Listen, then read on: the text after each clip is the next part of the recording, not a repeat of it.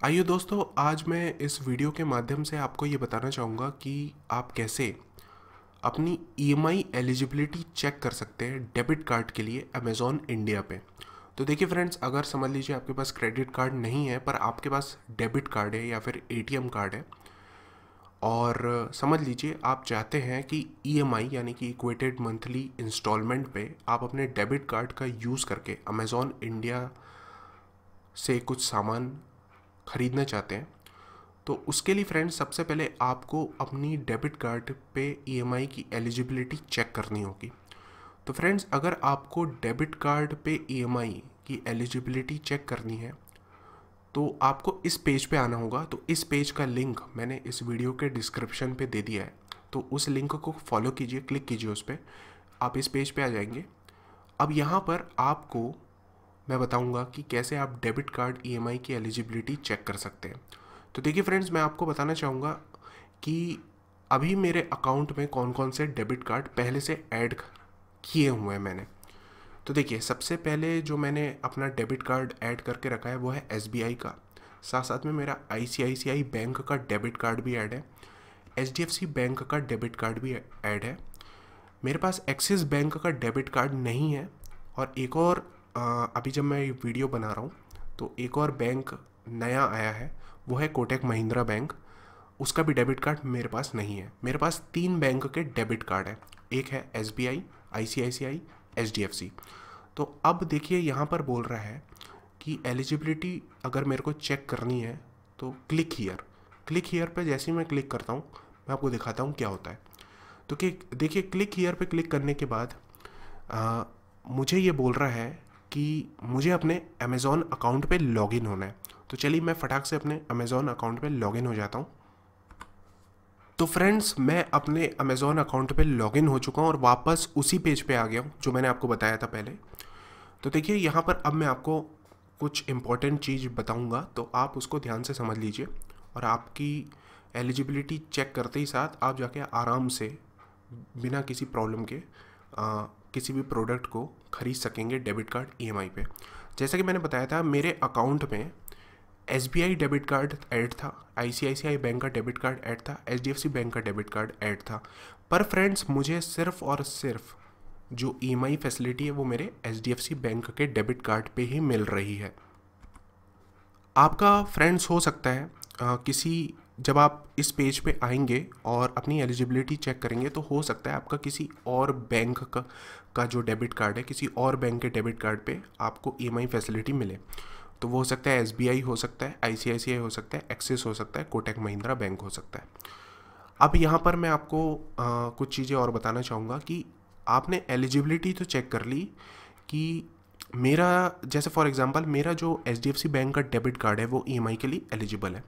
अब eligible amount कितना है उसको अगर मेरे को चेक करना है तो अमेज़ॉन बोल रहा है कि मुझे माई एचडीएफसी ये लिख के 5676 पे एसएमएस करना है।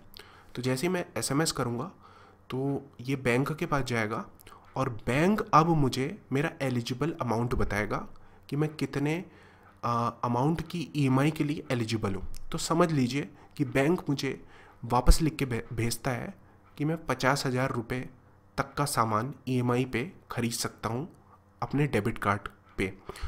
तो अमेज़ॉन पे आप कोई भी प्रोडक्ट जिसका जो प्राइस है, प्रोडक्ट प्राइस जो है, अगर वो 50,000 रुपये तक के है या 50,000 के नीचे है तो आप आराम से उसको डेबिट कार्ड की ईएमआई पे ख़रीद सकते हैं। इनकेस अगर आपकी एलिजिबल अमाउंट 50,000 है और आप सोचेंगे कि मैं 60,000 का प्रोडक्ट ख़रीद लूँ, तो मैं आपको बता रहा हूँ आपका ट्रांजैक्शन फेल हो जाएगा। तो आपको अपनी एलिजिबल अमाउंट बैंक के थ्रू पता करनी होगी एसएमएस करके कि बैंक आपको डेबिट कार्ड पे ईएमआई फैसिलिटी यूज़ करने के लिए कितनी अमाउंट दे रहा है। उसके बाद फ्रेंड्स, मैं आपको बताना चाहूँगा कि एचडीएफसी, आईसीआईसीआई और एक्सिस बैंक, ये जो डेबिट कार्ड है, इनकी ईएमआई फैसिलिटी के लिए अगर आपको एलिजिबल होना है तो आपका जो प्रोडक्ट का जो प्राइस है जो आप ख़रीदना चाहते हैं उसकी जो प्राइस है वो 5,000 रुपये होनी चाहिए या फिर उससे ज़्यादा होनी चाहिए। 5,000 के नीचे वाले प्रोडक्ट डेबिट कार्ड पे ईएमआई के लिए एलिजिबल नहीं होंगे। इन केस अगर आप कोटक महिंद्रा बैंक या फिर एसबीआई डेबिट कार्ड ईएमआई के लिए एलिजिबल है, तो उस केस में आपका जो प्रोडक्ट का प्राइस है वो 8,000 रुपये होना चाहिए या फिर 8,000 से ज़्यादा होना चाहिए। 8,000 से कम वाले प्रोडक्ट के लिए आप डेबिट कार्ड ईएमआई के लिए एलिजिबल नहीं रहेंगे। तो इस बात का ध्यान रखिए। और ये जो 5,000 और 8,000 मैं अभी आपको बता रहा हूँ, ये वीडियो बनाते समय बता रहा हूँ, अभी जब मैं ये वीडियो बना रहा हूँ, ये इन फ्यूचर चेंज हो सकता है। तो इस पेज पे आप आके चेक कर लीजिए कि मिनिमम परचेस अमाउंट कितना है आपके बैंक के डेबिट कार्ड के लिए। अब उसके बाद फ्रेंड्स देखिए, डेबिट कार्ड पे जो ईएमआई होती है उस पर जो इंटरेस्ट लगता है उसको अमेज़ॉन कई बार अपफ्रंट डिस्काउंट के तौर पे आपको दे देता है। तो इस बात का ध्यान रखिए। जैसे समझ लीजिए कि आप 10,000 का प्रोडक्ट खरीद रहे हैं और समझ लीजिए उसमें 300 रुपये इंटरेस्ट लगने वाला था। बैंक जो मतलब आपको ईएमआई फैसिलिटी दे रहा है, बैंक उसका जो इंटरेस्ट चार्ज कर रहा है वो है समझ लीजिए 300 रुपये। तो उस केस में अमेज़ॉन आपको ये 300 रुपये अपफ्रंट डिस्काउंट दे देगा, यानी कि आपकी जो प्रोडक्ट की प्राइस है वो 10,000 से कम होकर 9,700 हो जाएगी, यानी कि 300 रुपये कम हो जाएंगे।